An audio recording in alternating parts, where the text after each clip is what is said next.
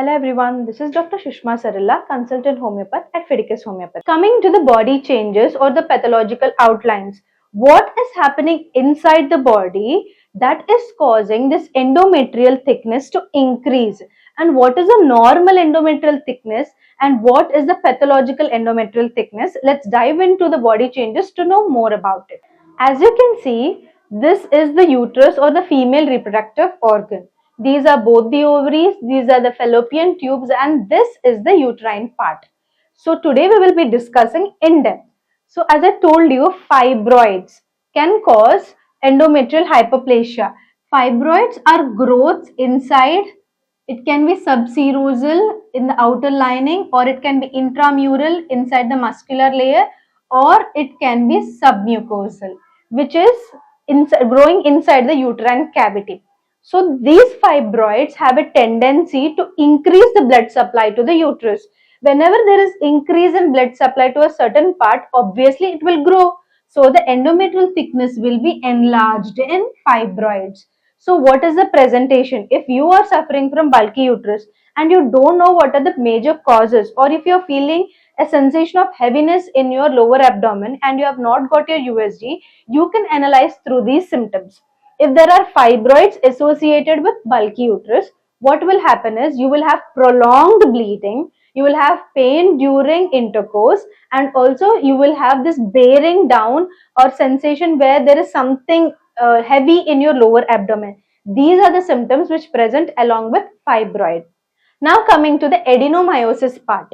This endometrial layer, if it goes inside and grows in the muscular layer, then that is called as adenomyosis. So in adenomyosis, what are the conditions? You will have severe pain along with heavy bleeding.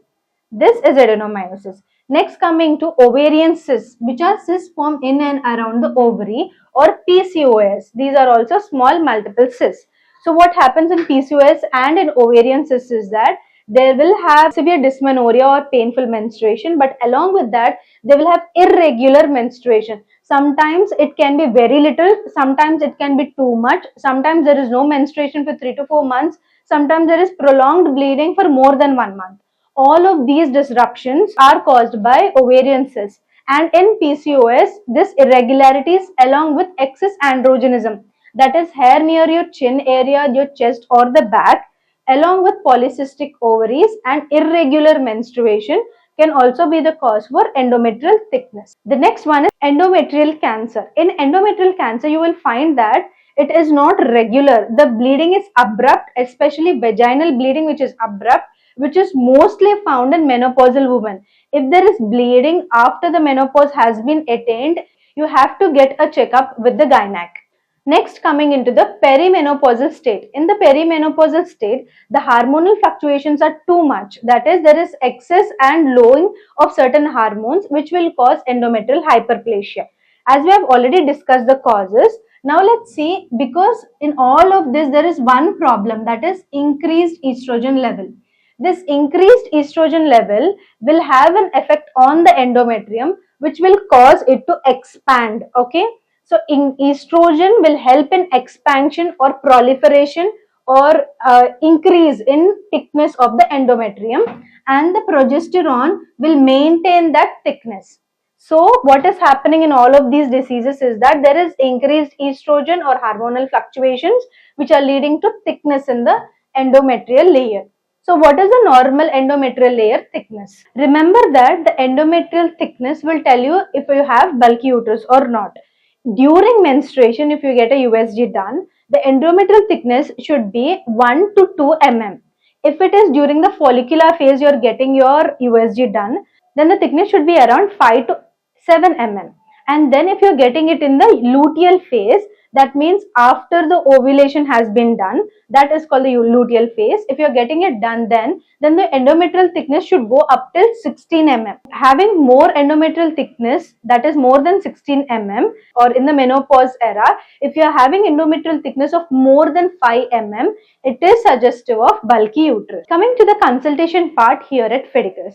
If you are suffering from bulky uterus, or if you are suffering from any female reproductive problems and you want a proper cure, here at Fidicus we are offering you with 2 different types of consultations. The first one is online consultation. If you're not near our nearest branches, you can consult us online through two options. One is the audio consultation, second is the video consultation. And you can share whatever investigations that you have with us, and if we need anything more, we will suggest you. After doctor consultation, you need not worry about the medication. Your medication will be delivered to your home within 3 to 5 days if you're staying in India, 3 to 6 days if you're staying in USA, and 4 to 8 days if you're staying anywhere else. If you're staying near the nearest branch of Fidicus, then you can come and consult us in person. If you're suffering from any of the female reproductive organ diseases and you would like to get in touch with us, you can consult us through this number. You can call us, WhatsApp us, or message us through this number. If you're suffering from bulky uterus or any of the female reproductive organ issues and you're looking for a proper cure, why should you choose Fidicus Homeopathy? Here at Fidicus, it stands for highest chance of health, and we are having three principles that we follow. Remember that we have already had bulky uterus cases with high success rate, and also the treatment we give here is proper, and there is no gray area between the patient and the doctor. It is always black and white. That is we stick to the rules, and also we will explain it to you if you have any sort of doubts. The personal care that we give here, if you're having any sort of doubts, you can discuss it with us and we are here to help you. The personal care at Fidicus is top notch. If you want to choose homeopathy, if you're looking for a proper treatment, and if you're looking for cure, choose Fidicus Homeopathy. Thank you.